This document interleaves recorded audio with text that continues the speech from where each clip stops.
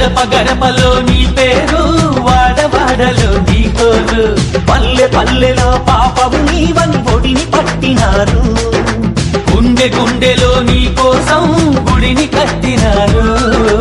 ఆ పేదెవరు నిన్న పేదెవరు, ఆ పేదెవరు నిన్న పేదెవరు.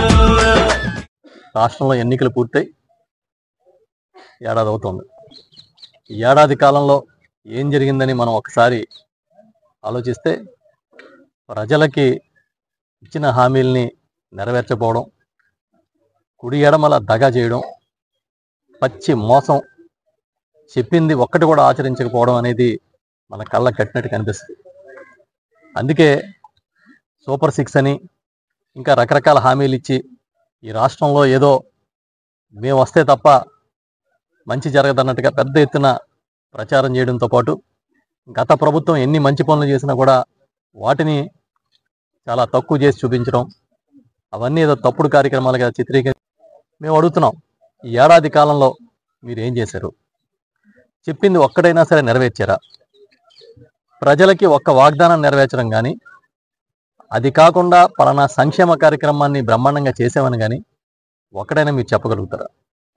అంతేకాకుండా గతంలో జగన్మోహన్ రెడ్డి గారు ఆయన ప్రవేశపెట్టిన అద్భుతమైన కార్యక్రమాలని ఇవాళ అన్నింటినీ కూడా నిలిపివేసి, ఈ కార్యక్రమాలన్నీ కూడా ఏదో తప్పుడు కార్యక్రమాలుగా చిత్రీకరించి జగన్ మీద కోపాన్ని ప్రజల మీద చూపిస్తూ ఉన్న విషయం కూడా ఇవాళ అర్థమవుతుంది.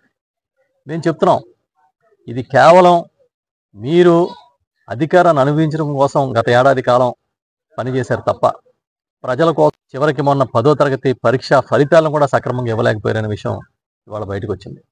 మరోపక్క అంబేద్కర్ రాజ్యాంగాన్ని పక్కన పెట్టి ఏదో రెడ్ బుక్ రాజ్యాంగం అని వాళ్ళే ఒక రాజ్యాంగాన్ని సృష్టించుకుని, ఎవరు మాకు శత్రువులు అని వాళ్ళే డిక్లేర్ చేసుకుని వాళ్ళందరినీ కూడా తప్పుడు కేసులు పెట్టడం, లోపల వేయడం, భయంకరమైన పరిస్థితి ఇవాళ రాష్ట్రంలో సృష్టించారు.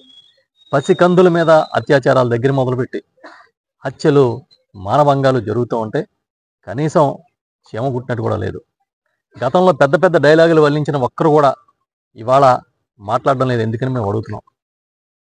ఈ ఏడాది కాలంలో ఏం జరిగింది అనేది ఓవరాల్గా చూస్తే ప్రజలకి వెన్నుపోటు తప్ప ఇంకేమీ జరగలేదు. అందుకే రేపు ఎన్నికలు జరిగిన ఏడాదికి 4వ తేదీన మా గౌరవ పార్టీ అధ్యక్షులు జగన్మోహన్ రెడ్డి గారు ఇచ్చిన పిలుపు మేరకు వెన్నుపోటు దినం కార్యక్రమాన్ని నిర్వహిస్తున్నాం. అన్ని నియోజకవర్గాల్లో కూడా ఈ కార్యక్రమాన్ని నిర్వహించి స్థానిక రెవెన్యూ అధికారులకి వినతి పత్రాలు ఇస్తాం. మీరు ఏవైతే సూపర్ 6 హామీలు ఇచ్చారో, ఏవైతే ప్రజలకి డిఎస్సి దగ్గర నుంచి ప్రతి ఒక్కటి చెప్పారో వాటన్నిటిని కూడా సక్రమంగా అమలు చేయాలని డిమాండ్ చేస్తూ ఉన్నాం. అంతేకాకుండా ఈ రాష్ట్రంలో రాజ్యాంగం ద్వారా ఏవైతే ప్రజలకి హక్కులు వచ్చినాయో ఆ హక్కులన్నింటినీ కూడా కాపాడే బాధ్యత మీదే అని చెప్పి మళ్ళీ మేము డిమాండ్ చేస్తున్నాం. సోషల్ మీడియాలో ఒక పోస్టింగ్ పెట్టారనో, లేకపోతే మీకు నచ్చలేదనో, మీ పార్టీ కాదనో ఇవాళ వేధింపులు జరుగుతున్నాయి రాష్ట్రంలో. ఇలాంటి వాటన్నిటిని కూడా తీవ్రంగా మేము పరిగణించి ప్రభుత్వం చేసే ఇలాంటి దమనకాండాలని ఎదుర్కోవడానికి సంసిద్ధంగా ఉన్నామని మరొకసారి రేపు 4వ తేదీన చెప్పబోతున్నాం. ఈ వెన్నుపోటు దినం అంటే వెన్నుపోటులో మనం ప్రత్యేకంగా చెప్పక్కర్లేదు. వెన్నుపోటు స్పెషలిస్ట్ ఎవరని అంటే చంద్రబాబు గారి పేరు చెప్తారు. అందుకనే మీకు పెట్టింది పేరు వెన్నుపోట్లు పడడంలో. కానీ మళ్ళీ ప్రజలు మరొకసారి నమ్మి మోసపోయారు. ఇవాళ మీ మోసాలు, మీ అరాచకాలని మరొకసారి బహిర్గతం చేయడం కోసం ఈ రాష్ట్రంలో మీరు ఇచ్చిన హామీలను నెరవేర్చి సంక్షేమ పథకాలని బ్రహ్మాండంగా అమలు చేయమని చెప్పి మేము ప్రజల పక్షాన గొంతెత్తి కోరుతూ రేపు 4వ తేదీన చేస్తున్నాం. కాకినాడ రూరల్ నియోజకవర్గంలో సర్పవరం జంక్షన్ దగ్గర మేము కార్యక్రమాన్ని చేసి రూరల్ ఎంఆర్ఓ కార్యాలయం వద్దకు వెళ్ళి అక్కడ వినతి పత్రం ఇస్తాం. అదేవిధంగా అన్ని చోట్ల అన్ని నియోజకవర్గాలు కూడా భారీగా జరుగుతున్నాయి. తప్పకుండా ప్రజలందరూ దీనికి సహకరించాలని, పార్టీ శ్రేణులందరూ దీనిలో పాల్గొనాలని మరొకసారి అందరినీ కోరుకుంటూ, చంద్రబాబు గారు వారి తనయుడు కూటమిలో ఉన్న మిగతా నాయకులు ఒకసారి పునరాలోచించుకోండి. మీరు చేసేది కరెక్టా? మీరు ఏ విధంగా ఇవాళ అన్ని వర్గాలని ఇబ్బంది పెడతారనేది కనీసం 4వ తేదీన మీరన్నా కూర్చుని ఒకసారి మాట్లాడుకోండి.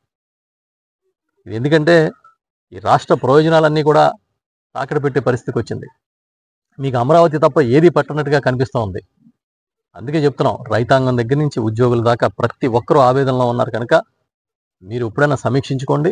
మేమైతే ప్రతిపక్షంగా గట్టిగా మా గొంతు వినిపిస్తాం, మా గళం వినిపిస్తామని చెప్తా ఉన్నాం. అధికారం వచ్చిన ప్రతి ఒక్కరూ దాన్ని ఎంజాయ్ చేస్తారు కాబట్టి పండగ చేసుకుంటారు. మేమైతే ప్రజల పక్షాన్ని నిలబడి మాట్లాడుతున్నాం, మేము పేదల పక్షాన్ని నిలబడి మాట్లాడుతున్నాం. ఏవైతే బడుగు బలహీన వర్గాలు ఉంటారో, అణగారిన వర్గాలు ఉంటారో, ఈ రాష్ట్రంలో సక్రమంగా ప్రభుత్వం నుంచి ప్రయోజనాలు పొందలేకపోతున్నారు, వాళ్ళ తరపున గళం ఎత్తుతున్నాం. కానీ మేమేమి పండగలు చేసుకునే కార్యక్రమం చేయట్లేదు. ఎందుకంటే పండగ అధికారంలో ఉన్నవాడికి రోజు పండగే. అది ఎందుకంటే ఇప్పుడు చూశాను, మీరు మిత్రులు ఎవరో చెప్తున్నారు దీపావళి, సంక్రాంతి అన్నీ కలిపి ఒకే రోజు చేస్తున్నారని. మంచిదే, ప్రజలు నిర్వహిస్తారు ఏది కరెక్టో. ప్రజల పక్షాన్ని నిలబడి గళం ఎత్తడం అనేది ప్రతిపక్ష బాధ్యత. దాన్ని మేము గట్టిగా వినిపించబోతున్నాం.